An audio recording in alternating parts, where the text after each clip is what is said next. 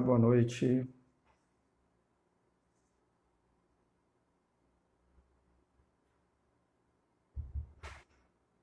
Sejam bem-vindos.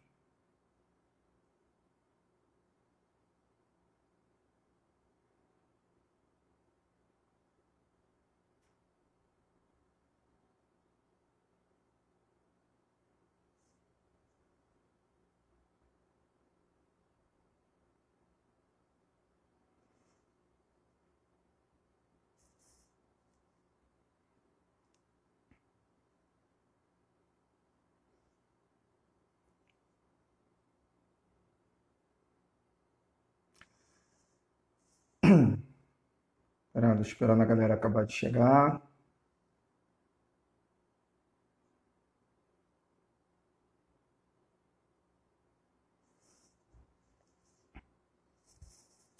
Nilson, Amanda, Vanessa, como vão? Isabel. Hoje a nossa convidada, assim como das outras vezes, está fixada aí o Instituto Búzios.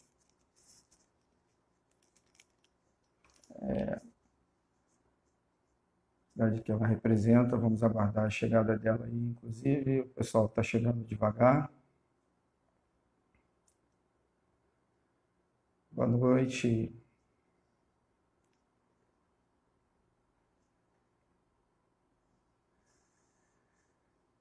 Bom, hoje a nossa convidada é Luciene Lacerda, ativista, negra, professora, psicóloga, professora aposentada da FRJ, representante do Instituto Búzio, das Mulheres Negras,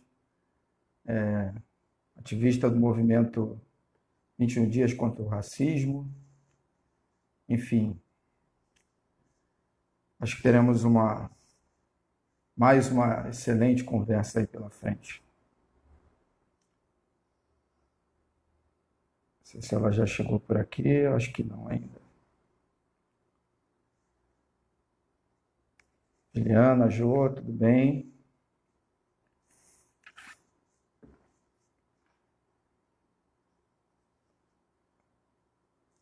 Só aguardando aqui, eu não vi a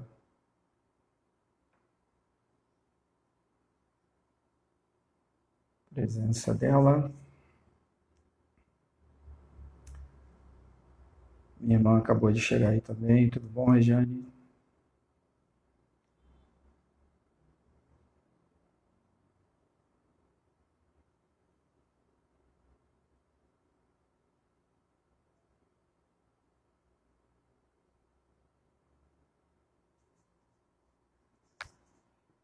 Juliane. Bom, enfim, o tema que a gente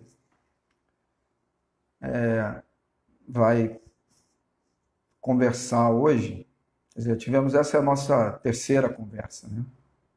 Primeiro falamos no dia 1º sobre a questão da precarização nas relações de trabalho. Em seguida, na terça-feira passada, na primeira tivemos o professor Fábio Carvalho, na segunda tivemos a Lohane Santos, falando sobre as questões da mulher no mercado de trabalho. E agora é um tema que está presente aí no nosso dia a dia, né? A questão do mito da democracia racial, da pseudo, né, democracia racial, a questão do racismo estrutural. Solange, Karen, tudo bem? Tem razão, Gilmar. Lohane nos deu uma excelente contribuição. O Fábio também, na primeira, foi fantástico. Só tenho a agradecer aos dois e estou aguardando aí a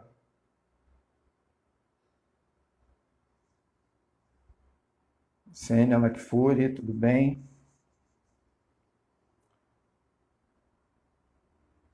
Estou aguardando aí a nossa convidada.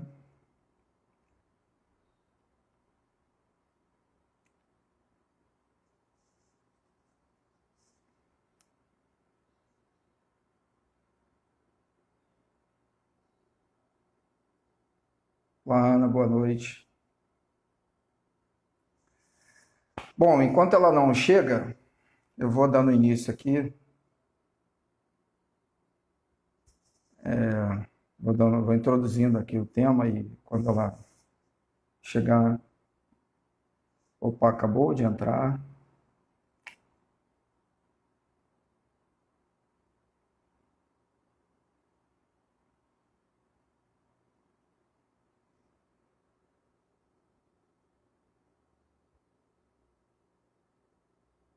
Opa, tudo bem, já te vi aí, Lu. Vou te convidar aqui.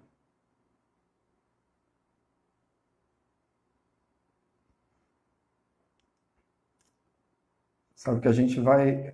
Tenta entrar de novo, Lu, e entra no. Para eu receber o seu pedido de entrada aqui. Eu sou Marco Catanho, seja bem-vindo. Companheiro de longa data, satisfação tê-lo aqui. Michele Luares, boa noite, seja bem-vinda mais uma vez. Hoje, boa noite, seja bem-vindo. Joana, tudo bem?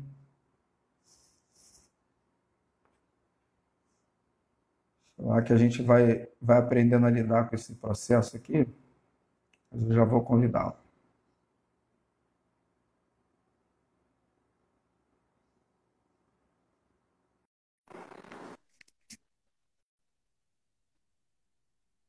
Essa galera está chegando, vamos ver.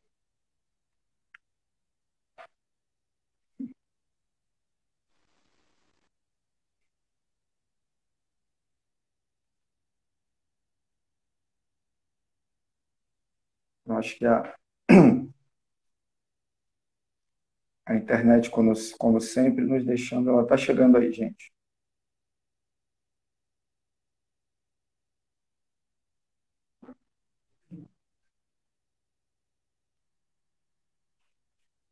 Oi, você me ouve, Luciano? Aê!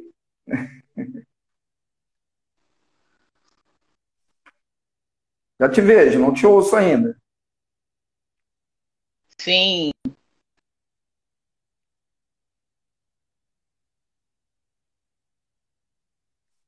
Ô, Jônia, eu que agradeço a presença de vocês. Opa, agora foi. Boa noite. Demorou, mas foi. Oi, você me ouve? Ah, então, sim, ouço. sim, Você me beleza, agora ouve? vai. Olha, eu fui adiantando, já apresentei as credenciais, o Instituto Búzios está fixado aí. Bom, eu vou pedir para você se apresentar, pessoal, falar um pouquinho do Instituto Búzios e depois a gente começa aí o nosso papo. Oi, bom, muito legal estar aqui. É, o contato que me foi feito foi através de pessoas ligadas ao Colégio Pedro II, onde eu estudei, e onde, quando a gente se encontra entre colegas, fica cantando as musiquinhas todas, né? Tem uma aí que deve estar super feliz de ouvir isso. É, Minha ah, mulher, é? minha mulher foi aluna do Pedro II. Ah, que legal! E a gente fica sempre cantando, volta e meia encontra alguém, né, do Pedro II. Bom, eu sou Luciene, eu sou psicóloga de formação, eu tenho um mestrado em saúde coletiva e estou fazendo doutorado em educação. Minha entidade do movimento é o Instituto Búzios. O Instituto Búzios é uma entidade do movimento negro. Nós temos uma página que vocês podem acessar tanto por www.institutobuzios.org.br quanto no Facebook, né? E a principal discussão é que a gente faz das mídias, é uma entidade é, que trata das questões do meio ambiente, das questões feministas e muito ligado às questões de educação. Na Bahia, a gente faz parte de uma comissão que faz o fortalecimento da Lei 10.639 e da Lei 11.645, né, que falam sobre a história da África e da cultura negra, e a 11.000 sobre a questão indígena. Aqui no Rio de Janeiro, então, temos Bahia e Rio de Janeiro. No Rio de Janeiro somos uma entidade um pouco menor, temos 8 militantes, temos pessoas da juventude, mas majoritariamente são pessoas ligadas à educação. Meu marido trabalha na educação, mas trabalha no setor de socioeducação, né, com privados de liberdade. Eu trabalho também com a questão de saúde. Então, a gente contribuiu, vem discutindo e participando de várias questões que envolvem a discussão racial. E é interessante que, na verdade, a ideia o tempo todo é pensar onde as relações raciais elas interferem em que setor, quais são as questões que a gente precisa tratar. Eu aqui no Rio também faço parte do Fórum Estadual de Mulheres Negras. É um fórum que existe há muitos anos, né, desde a década de 90, final de 80, que já se tem o fórum, porque o fórum é um lugar onde as várias entidades ou pessoas independentes participam para discutir a questão feminista negra, né, as questões que envolvem as mulheres negras, né? Então eu faço parte daquele grupamento que diz não há nenhuma discussão em nenhum lugar sem envolver as relações raciais, entendeu? Em todas elas estão. Então eu acho que é uma situação em que é preciso que você tenha essa questão colocada. Não é possível que, com 57% da população, você olhe apenas o indivíduo de determinado grupamento. Né? E é o que vem nesse tema da gente fazer a discussão sobre a democracia racial. E pegando aí a sua fala, e de fato é impossível querer fazer qualquer tipo de discussão e excluir a questão racial. E aí eu fiquei pensando o seguinte: se esse papo aqui tivesse acontecendo há um ano atrás, eu teria pelo menos 2 ou 3 exemplos muito recentes para dar início à conversa. Se fosse há 6 meses atrás, eu também os teria. Há 2 semanas atrás, sem dúvida alguma, a gente também teria. E, como está acontecendo hoje e não lá atrás, eu vou me permitir trazer 2 exemplos bem recentes. Um que eu acho que fica bastante clara a questão, que foi o que aconteceu no dia 30 de maio, mas que tivemos conhecimento de ontem para hoje, praticamente, de domingo para cá, né, que foi aquele episódio envolvendo um policial e uma mulher negra na periferia de São Paulo.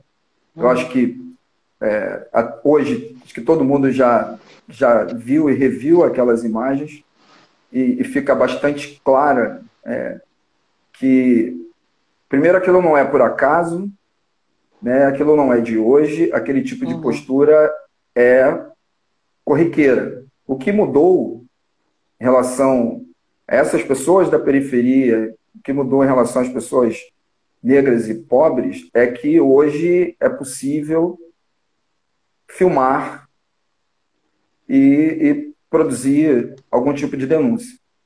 Acho que foi isso que mudou de um tempo para cá. E o outro episódio, que talvez não fique tão claro assim, mas mostra, a meu ver, o quanto isso faz parte da estrutura da nossa sociedade, é o episódio envolvendo a Naja, né, do Distrito Federal, a verdadeira redentora, né, vamos combinar, em que até hoje eu fiz questão de rever reportagens e ler até a meia hora atrás. Até agora, o rapaz vem sendo tratado como estudante de medicina veterinária. Ele teve acesso a socorro imediato. O soro veio de São Paulo rapidamente para atendê-lo em Brasília. A família mandou buscar soro nos Estados Unidos, e aí, como não foi necessário usar todo, doou para o Instituto Butantan. Enfim, ele teria alta amanhã. A família pediu, ele teve alta ontem do hospital, foi para casa, e eu vi a fala do delegado dizendo o seguinte: ele teve alta, mas é possível que ele ainda não esteja bem. Nós vamos aguardar e vamos convidá-lo a vir se explicar. Até o momento, eu não ouvi a palavra suspeito em relação a ele, e também eu só ouvi dizer o seguinte, que há uma suspeita, a possibilidade de que ele tenha cometido um crime. Ele levou uma multa de R$2.000 por conta de estar criando um animal que ele não poderia estar criando. Enfim, o que há de errado nisso tudo? Eu diria que nada. Eu só faria uma pergunta, e aí eu vou te passar a pergunta. E se não fosse ele branco, rico, e como a Jô está colocando aí para nós, cidadão de bem?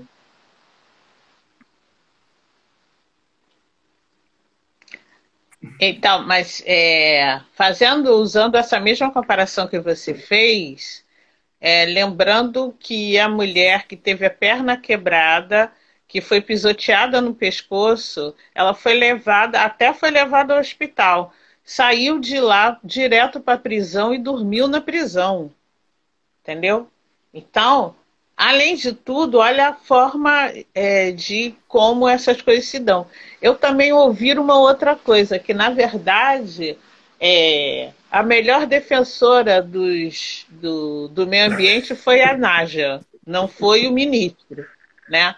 Porque conseguiu mostrar, inclusive, um ser que, arrependido, apresentou 2 cobras. Uma delas, como não é brasileira, é asiática, não tinha nem o soro aqui no Brasil. Então, se ele fosse mordido, nem tinha como salvá-lo, entendeu? Então, na verdade, essa cobra, finalmente, a defensora do meio ambiente, conseguiu fazer com que fosse apreendido vários animais, com que se descobrisse o couro de uma Está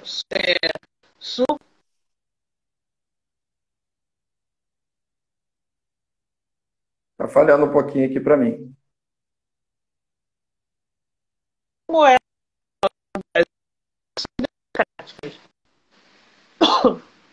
Eu estou vendo rodar aqui. Mas assim, é interessante o seguinte: na década de 40, a Unesco resolveu fazer uma pesquisa financiada no Brasil, né, em que o Florestan Fernandes foi o coordenador da pesquisa, e que o Fernando Henrique Cardoso era um simples aluno do Florestan, né? Então, e essa pesquisa era para entender como acontecia a democracia racial no país. Porque esse era um país com democracia, que tudo aqui acontecia na mais perfeita harmonia. E é importante dizer que essa pesquisa existiu e que o resultado dela foi que o Brasil era um país racista.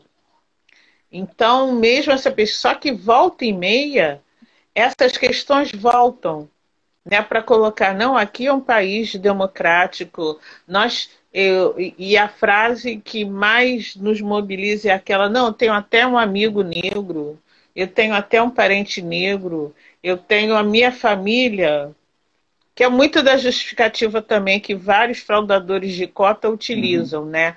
eu tenho até um avô, eu tenho um bisavô, eu tenho um tataravô. O problema é que nessa questão, diferente do que já foi nem mais os Estados Unidos, não tinha aquele oitavo de gota, né? E olha, eu só estou lembrando isso porque nessa hora é uma das poucas coisas de política a favor da população negra, né? Que é a questão das cotas raciais. E aí, como é uma das poucas coisas a favor, né, de conseguir adentrar na universidade, olha a surpresa. Ninguém que construiu a política dos sistemas de cotas, ninguém imaginou que os brancos fossem se utilizar disso. Que, afinal de contas, como tem a situação em que negros são discriminados, ouvem desde crianças de bebês que negro é ruim, nessa hora, ser negro é muito bom. Ou pelo menos só para preencher o papel, né? Então, o que você está colocando sobre essa... Existe essa democracia? Por exemplo, quando a gente vai pensar sobre a Covid, é muito comum também as pessoas dizerem que a Covid é uma doença democrática, né? Que ela pega todo mundo. Mas olha só, ela é democrática nem até a página 2, porque ela não chega nem ao final da frase. Porque quando ela chega, primeiro, ela é contaminada principalmente por pessoas ou profissionais que estão em lugares que precisam estar trabalhando, lembrando que a primeira morte de Covid foi de uma empregada doméstica, cujo os patrões estavam contaminados, obrigaram ela a trabalhar, ela foi contaminada, foi trabalhar mesmo doente e morreu. E os patrões dela estão aí vivos, entendeu? E lembrando do que é ainda a AIDS. A AIDS é uma doença que contaminava.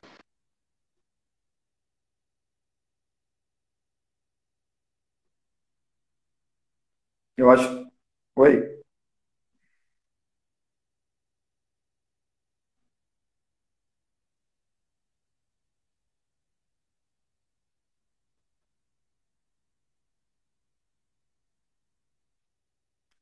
Tá falhando um pouco para mim aqui.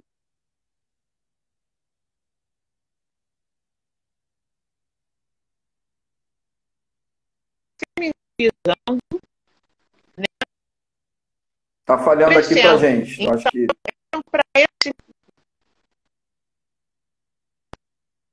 tá travando, Luciene.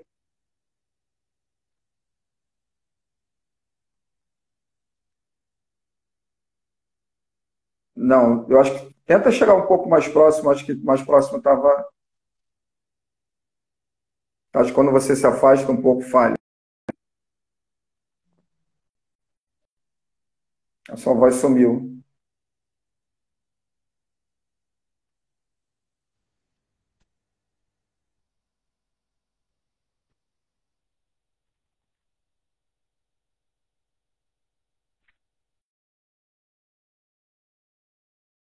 Tenta sair e retornar. Saiu. Isso. Eu vou esperar ela retornar. Ela falava dessa questão da contaminação, da pseudo-democracia. Ela vai retornar. Da pseudo-democracia em relação. A mim vocês ouvem, né?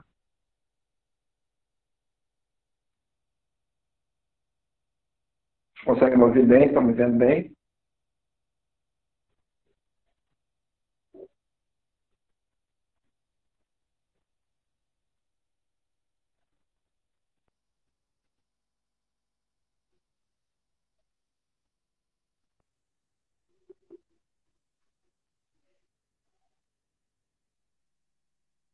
Ah, tá, ok.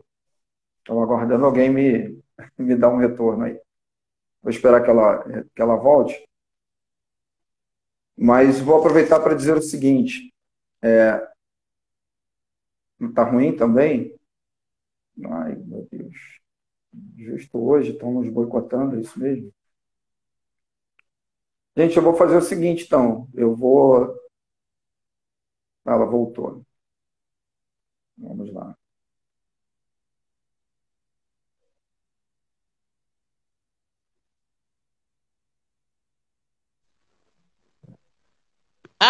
Oi. Ah, Agora foi. voltou. Mudou de É, lugar, né? mudei de lugar na sala, mudei de lugar perto da É, gente, internet, para ver se funciona. show. Então, a forma é muito diferente. Mesmo que aconteça uma contaminação em que essas pessoas estão, o atendimento não vai ser o mesmo, os locais de possibilidades das unidades de saúde não são dos mesmos lugares. Por exemplo, quando se falou o tempo todo, é preciso ficar em casa e lavar as mãos. E muitas das pessoas falaram: na minha comunidade não tem água. Não tem água todo dia, não tem saneamento. Então, o que te exige é algo que você deveria ter dentro dos seus direitos, né? Porque eu estava procurando a Constituição de 88. Todo mundo tem direito a várias coisas. O problema é, essa Constituição realmente é democrática? O texto pode ser, mas as ações não são. Né? Então, essas são questões que necessitam ser colocadas. Qual é a democracia? Por exemplo, a escola. As escolas, por exemplo, se você vai dizer, dever de todo mundo colocar os seus filhos na escola, é dever, você pode ser punido. Mas a escola está próxima ao seu local de moradia? Ela é possibilidade para essa pessoa colocar alguma criança na creche para poder trabalhar? Se isso tá sendo impeditivo, não está sendo democrático a distribuição. O conteúdo da história que se coloca lá é a história de todo mundo. Se você não fala da população negra nos seus livros escolares, isso não é democrático. Né? Então, não há democracia racial nos livros escolares, não há democracia racial dentro da saúde. Se o tempo de atendimento, por exemplo, num atendimento em direção ao parto, né? Quando você vai fazer o pré-natal, é igual a todo mundo? Não, não é. Porque mesmo que todo mundo tenha os mesmos exames, está lá um protocolo que coloca, esses exames vão ser feitos, mas eles não são lidos com a mesma atenção.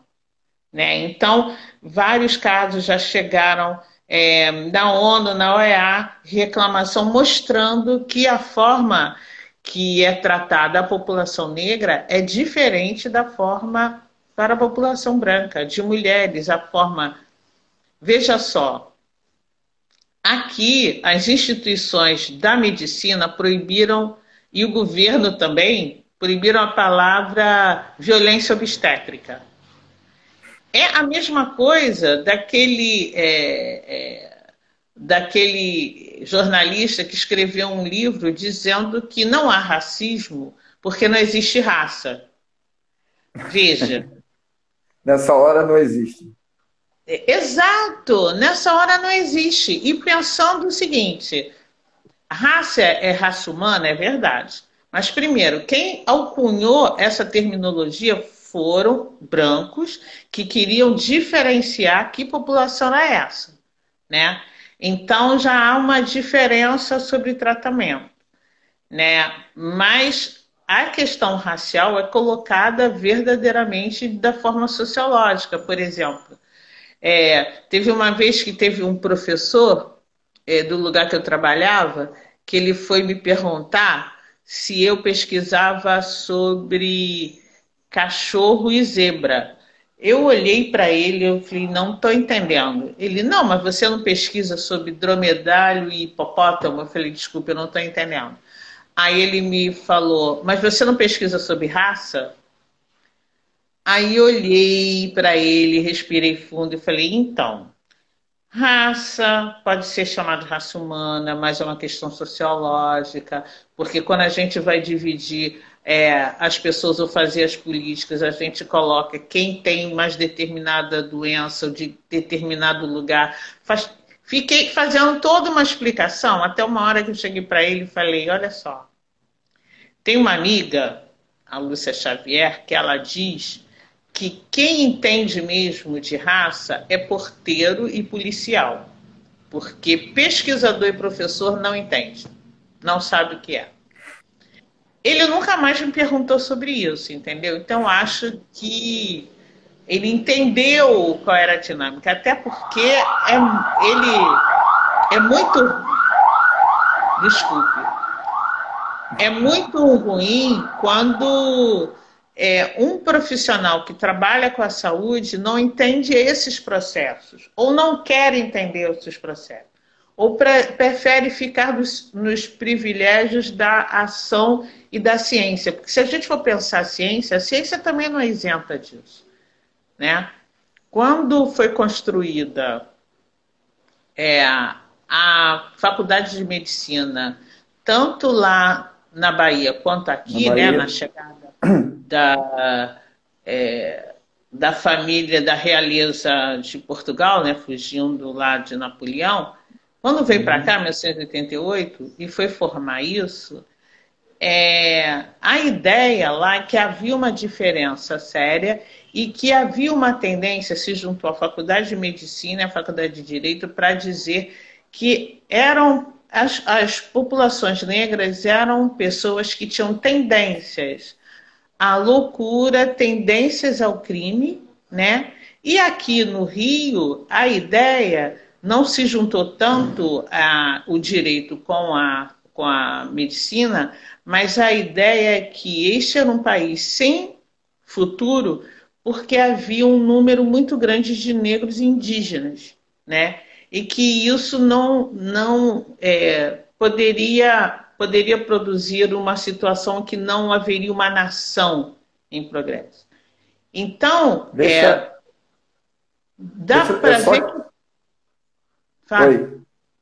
Não, é só porque surgiu uma pergunta aqui e a sua fala tá... Eu estou aqui coçando. Você me deu tantas possibilidades aqui de exemplos, né, do quanto democracia racial é um mito nesse país, né, desde o primeiro momento que você começou a falar da contaminação da Covid. Então, assim, a gente precisa deixar claro que esse país é um país extremamente desigual. A gente está entre os 10 países mais desiguais do mundo. E quando a gente vai estudar um pouco mais a fundo essa desigualdade, a gente vê que a condição, né, de menor acesso à renda, à saúde, à educação, está nas mãos dessa população mais pobre, e essa população mais pobre é majoritariamente negra. Você disse ainda há pouco que a população negra nesse país perfaz aí 52%, 54% da população, ou seja, pouco mais da metade. Mas quando você pega as linhas mais abaixo de pobreza, vai ver que os negros chegam a 70% da população. E aí, para aproveitar também o gancho, para quem ainda vem com esse discurso de que raça não existe, somos todos humanos, 20 de novembro, então, é uma beleza, né? A gente fica recebendo um monte de mensagens nesse sentido. É importante dizer o seguinte: quando a gente fala de negro, de raça negra, a gente está falando de uma construção social, a gente está falando de uma construção sociológica, a gente está falando de uma estratégia de luta, porque o tempo todo que se fez historicamente nesse país foi nos dividir, né? Criou-se quase que uma aquarela, né, para que a população negra fosse reduzida ao mínimo possível. Hoje, por exemplo, quando a gente diz que negro é a maioria, oficialmente ainda vai aparecer mulatos e negros. Sim. Politicamente, estrategicamente, a gente junta todo mundo, porque afinal é o que somos. E aí, aproveitando para responder aí ao Renato, que fez uma pergunta com relação ao movimento liderado pelo Martin Luther King, outro questionamento que se faz muito em relação a luta que se dá nos Estados Unidos e a luta que talvez, teoricamente, não exista por aqui. A gente tem que entender que são processos históricos bem diferentes. Eu posso tentar resumir aqui rapidamente, mas para deixar claro o seguinte, eu vou começar pelo fim.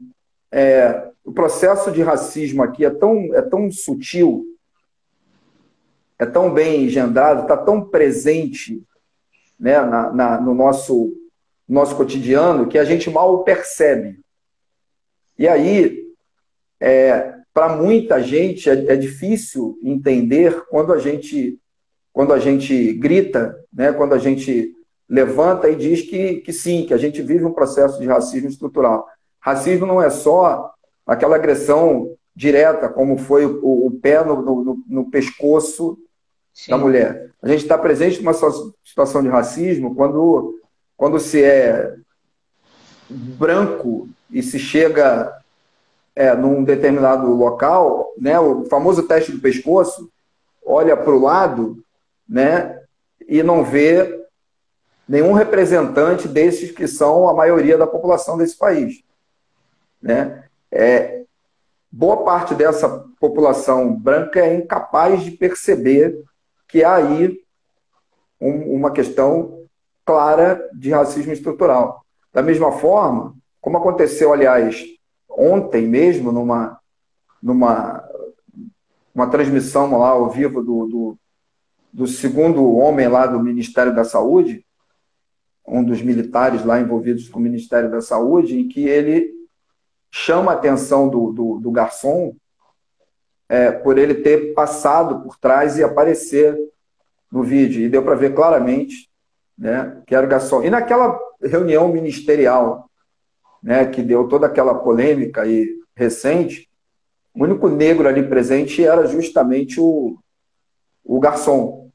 Quer dizer, a gente se familiarizou. Na verdade, tinha uma mulher negra do lado dele com quem ele foi falar. Então, ontem, na verdade, isso. A única permissão a ele com quem falar era uma outra mulher negra que tinha lá. Era a única, eu acho. E aquela reunião ministerial cujo áudio depois vazou, o único negro que havia ali era o garçom. Isso não causa nenhuma estranheza na sociedade. O inverso causaria. Eu estava outro dia conversando e falei o seguinte: você andando pela rua, vendo um gari varrendo a rua, talvez nem te atraia o olhar. Mas se for branco, louro, de olhos verdes, vai causar estranheza. Porque não é o tipo de... Foi o que aconteceu com aquele rapaz que foi encontrado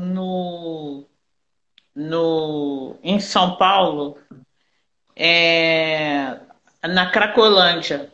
Então ele tinha olhos claros, ele era branco, então ele foi retirado ali, foi dado a ele emprego como modelo, teve todo um outro tratamento, né? E já as pessoas, estou lembrando das coisas que aconteceram há pouco tempo. Na semana passada, um casal de atletas estava numa BMW, foi retirado, levado preso, algemado, e o carro era deles. Isso na Inglaterra, né?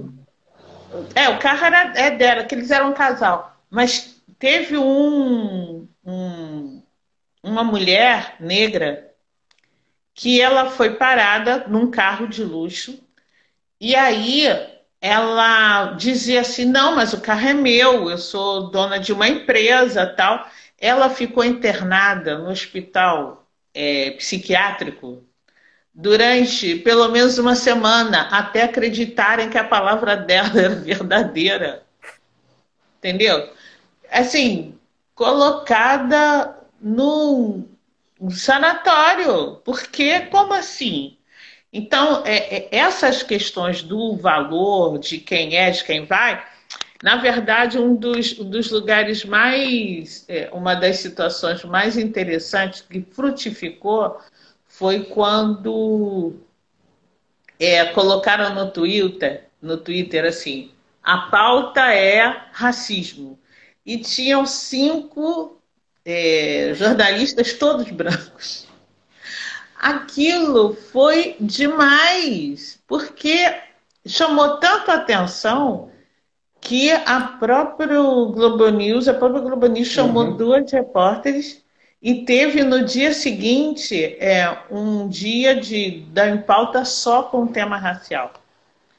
E com Deus, eu fiquei muito feliz com a situação, mas aí veja só, o que é interessante é que depois disso apareceu o Globo, fez também uma ou duas páginas só com textos de jornalistas negros, mas a Globo, Canal 4, da TV comum, né, Cotidiano de Todo Mundo, ela, em vez de fazer um programa específico, ela reeditou o programa da Globo News. Exato. Olha que horror! Entendeu? Passou no Globo Repórter. Botou como Globo Repórter. Então, em vez de ser uma luta, virou, em vez de ser assumir de que não fazem isso, na verdade eles programam quase como um folclore, entendeu? Olha só o que aconteceu. Exato. Aquilo e foi... Aí, na semana passada, eu chamava atenção aqui, e tem muito a ver com isso que você acabou de colocar, para a questão da representação e da representatividade.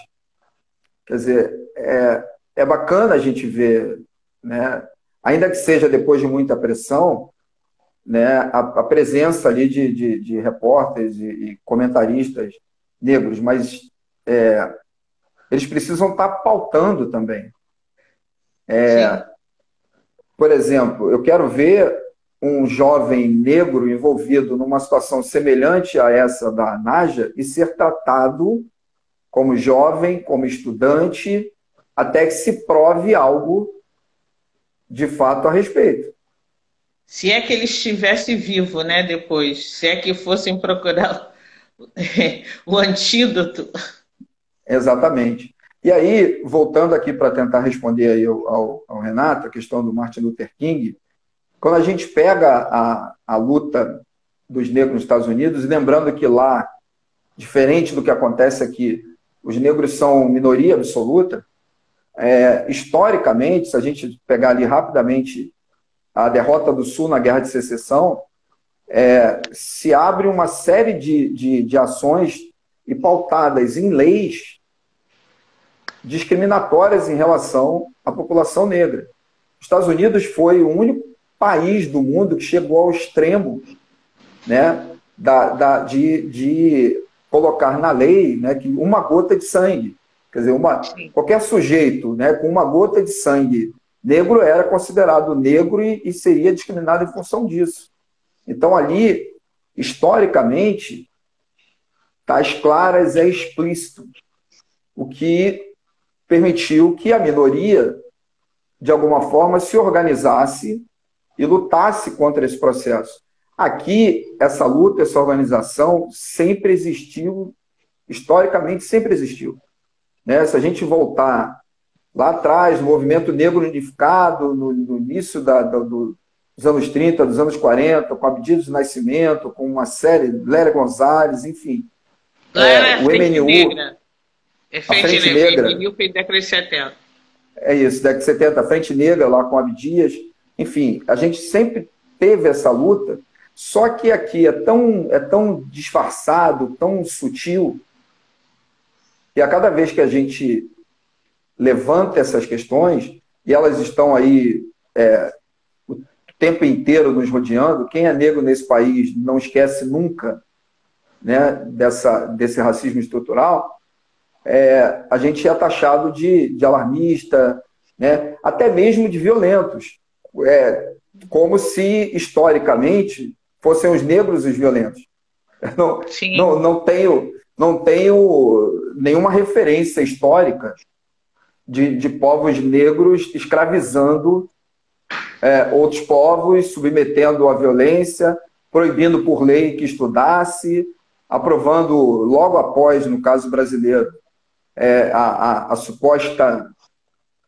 o suposto fim da escravidão em 1888, em seguida, em 1890, aprovando uma série de leis que marginalizava a população negra, sem tomar nenhuma medida pós-fim da escravidão, né? Pelo menos no papel, para que essa população fosse incorporada. Muito pelo contrário, antes disso já, uma série de leis que facilitava a entrada de europeus, né, brancos, para que viessem branquear a população, né?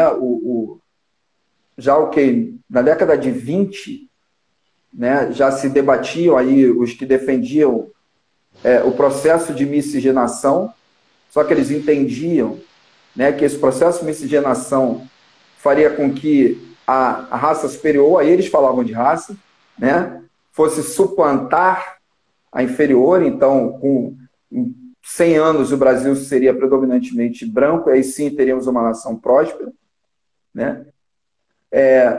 Mas tudo isso feito sempre de uma forma muito sutil. Até mesmo nos Estados Unidos chegaram a acreditar, no início da década de 20, que vivíamos aqui de fato uma democracia racial, a ponto de negros lá quererem vir para cá.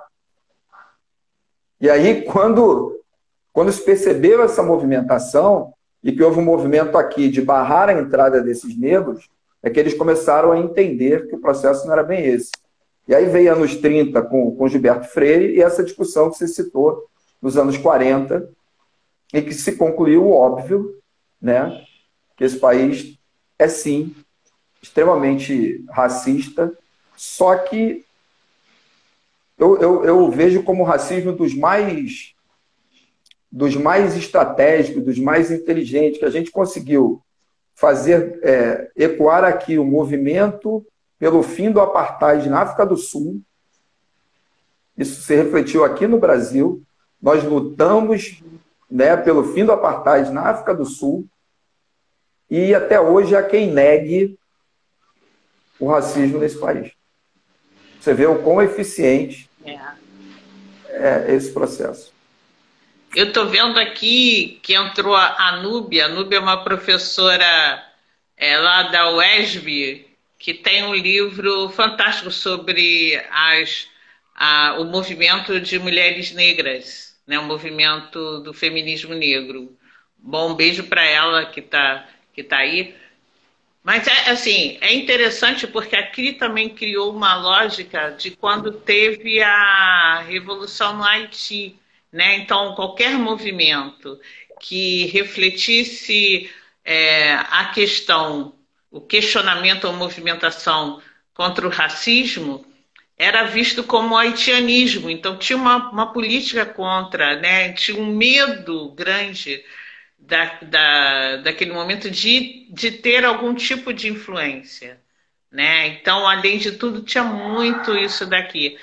E é interessante também quando você falou dessa tática, né, dessa política do embranquecimento, que foi uma política articulada, e a ideia era, 100 anos depois, acabava os negros no país. E 100 anos depois que se mostrou que nós éramos mais de 50%. Nessa hora tem a ideia assim, sim, nós somos resistentes, mas alto lá, a resistência a forma tão violenta de escravidão, de racismo, ela também faz a justificativa para que nos dias de hoje diminuam a atenção na saúde, diminua os anestésicos para as mulheres na hora do parto, faça essa justificativa da resistência, né? Então, é uma forma muito violenta de lidar com isso. E como as pessoas também, quando você falou da estranheza, né, naquele comercial do Boticário, de como houve muitos questionamentos da família negra sendo colocada ali, dizendo que aquilo não representava o Brasil. O que representa o Brasil? Porque hoje a gente está em torno de mais de 56%, então nada mais representa do que isso. Vou te E falar, teve. sabe o que representa o Brasil para uma parcela significativa dessa população? O homem branco católico. Esse é o padrão do representante do Brasil para essa Que parcela da agora está população. pau a pau com o evangélico, né? É Exato. porque também tem isso. Que até o presidente disse que no próximo Supremo Tribunal vai estar alguém muito, muito, muito religioso. É, exato. Então tem essas situações também, né? Então eu acho que, além de tudo, tem este tipo de clima. É a pessoa comum, né? E é interessante o seguinte, não sei se você reparou que na última eleição, é, todas as chamadas de qualquer candidato ou candidata, todas, tinha uma apresentadora negra. Todas, como se fosse representar, olha aqui como a grande população está me apoiando e me representa. No entanto, tinha um número ínfimo de candidatas e, pior ainda, um número muito pequeno de parlamentares negras. Na verdade, de negros nós temos em torno de 5%, né? Então, assim, olha que percentual diferente. Isso não representa a população negra de jeito nenhum. E a gente precisa de um percentual para que sejam, inclusive, aprovadas as leis que nos interessam, né? Tem muita discussão sobre lugar de fala, mas Oi?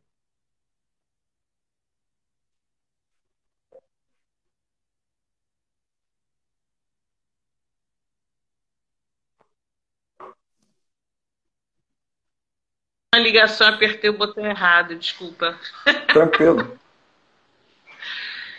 E quando a gente vai colocar sobre os direitos, né, assim, é democrático o número que eu me lembro, eu estou escrevendo agora sobre os docentes negros na universidade, as docentes negras, né, porque a UFRJ tem em torno de 3.600 docentes e na minha contagem até agora não, não chega a 25 docentes negras, tá? Dos 3.600.